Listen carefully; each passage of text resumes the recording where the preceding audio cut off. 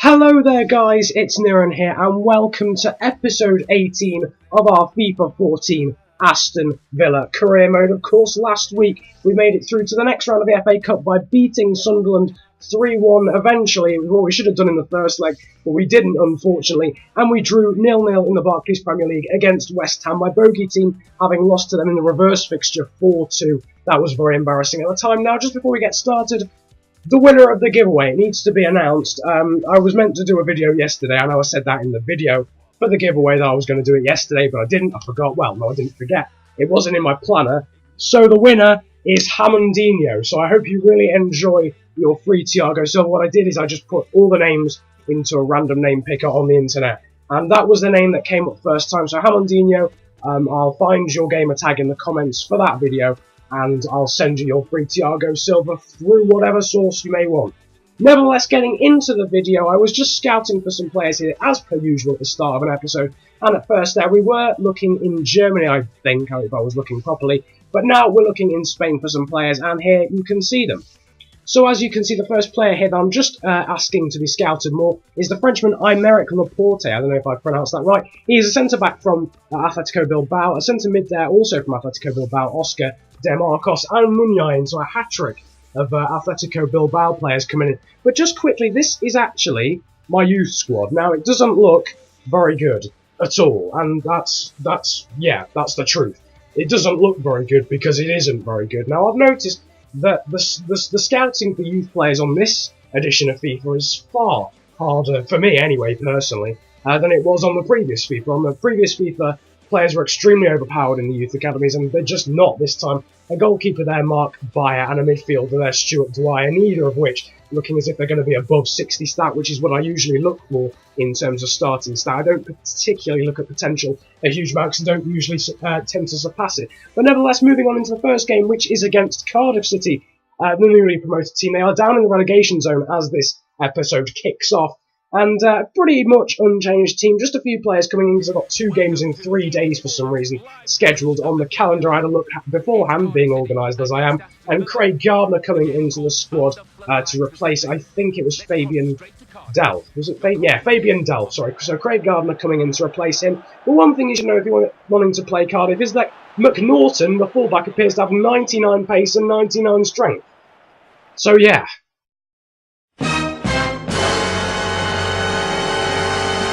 Anyway, that was slightly scary, but nevertheless, yeah, McNaughton extremely overpowered, having brushed aside Benteke of all people and outpaced Agbonlahor. How, I don't understand, but Michael Turner there with a great challenge there on Van Ginkel after he was clean through. There's some good work there on the right-hand side from Bruma, cutting inside and getting a shot away. Good save there from Marshall, even better save from Marshall just a few moments later from Craig Gardner's strike.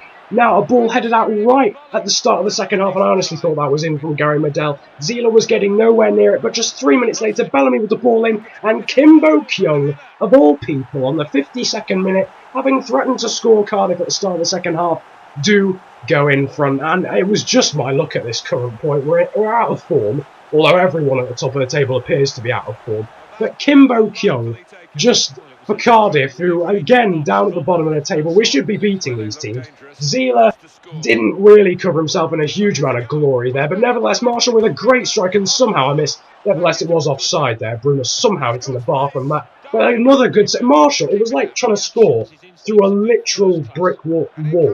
That's the literal meaning, not even a metaphor. This was what it was like. Marshall was just impossible to score past. Maybe I should have signed him in January, but nevertheless, another outside of the boot effort there from Christian Benteke, and well saved again by Marshall. And Zolpia now coming down the right-hand side, just getting away from Neil Taylor, and the acrobatic effort from Bruma, which I really wanted to go in. But would you believe it, yet again saved, and it would be moments later as well from Nzolpia's one-on-one strike. But in the 83rd minute, Bruma set away from Van Ginkel, and out of all the chances, that was probably the easiest for Marshall to save, and probably the hardest for one of us to score, and we do get the equaliser. Bruma's 8th goal of the season in the 84th minute there, a great half-volley strike into the far corner, sort of mid-corner. It wasn't really top corner or bottom corner, but anyway, Klein there, putting through Van Ginkel almost to try and stab that ball home. But would you believe it, in the last minute, I just It wasn't even one of those throwing your controller at the walls moment. It was, I was contemplating throwing myself at the wall. This is how bad things were going. Gary Medel getting a goal from outside the area, good left foot strike, don't get me wrong. But A, Akori does a horrendous job of blocking it, and B, Zila should be getting there. Nevertheless, he's probably slightly at fault for both goals.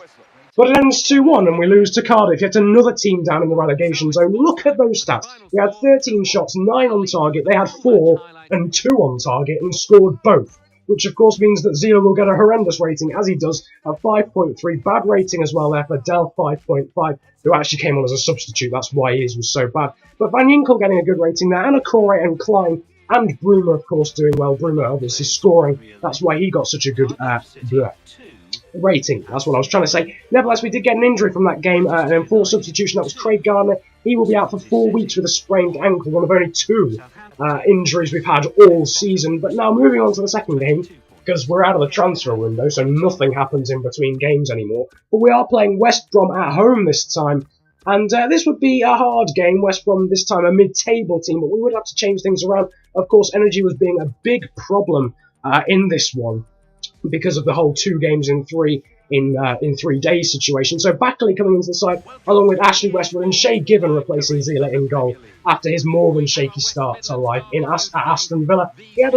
Last episode he was pretty good, but he's returned to being a little bit woeful in this one. But the first chance of the game would fall to Backley after the horrendous touch, I think, from Tamash, and he scored. So after that horrendous level of clinicalness in the Cardiff game, we go and score from our first opportunity of the game in this one, the 7th goal of the season for Zachariah Backley after that horrendous touch. I think it was Tamash, I'm not sure, but blasting it actually with his, well, not blasting it, caressing it in. I've never used that word in one of these videos before, but it was a good word nonetheless. Backley there, setting up Benteke, and he going for a header for some reason, instead of letting it drop and fall for the volley. But Westwood there, evading the challenge a few moments later, forcing a good save out of Boas Myhill, and it would go out for a corner in the end. But I was about to undo all of the good work through that.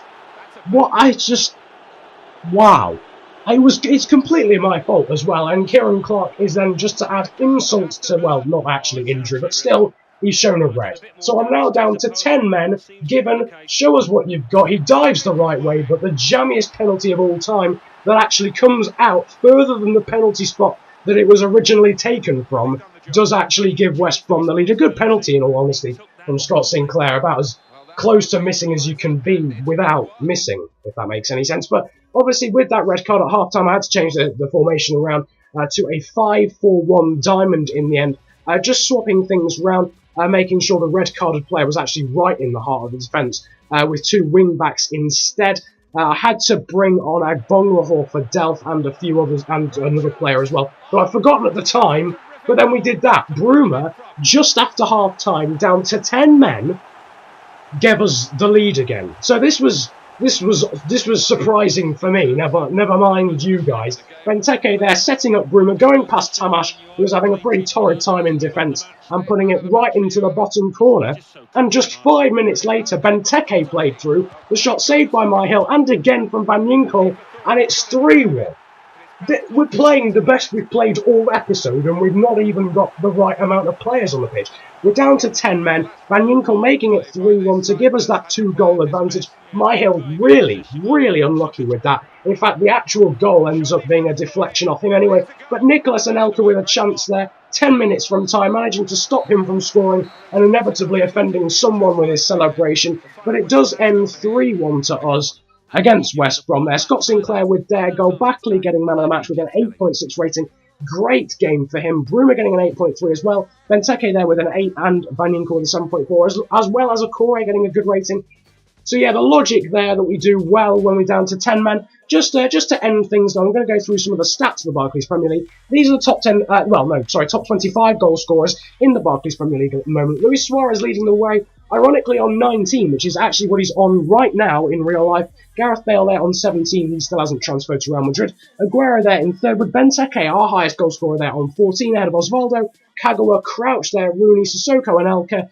Our next player comes in at number 23, who is Zachariah Backley there on 7. But now moving on to the final table of this episode. Having played 2 games in the Barclays Premier League in one episode for the first time in quite some time. Liverpool still lead the way, but we're joint on points with them. Having had a pretty mediocre last 3 episodes, we're still effectively joint top. Although Liverpool do have a game in hand on us, we are joint top on 53, ahead of Manchester United on 51, then we've got Chelsea on 49, rounding out the top 4 ahead of Spurs and Manchester City. Newcastle there in that final European place. Down towards the bottom there, Arsenal's still in 11th. I don't understand how they're still down 11th, just ahead of West Brom, who of course we played in the second game of that episode.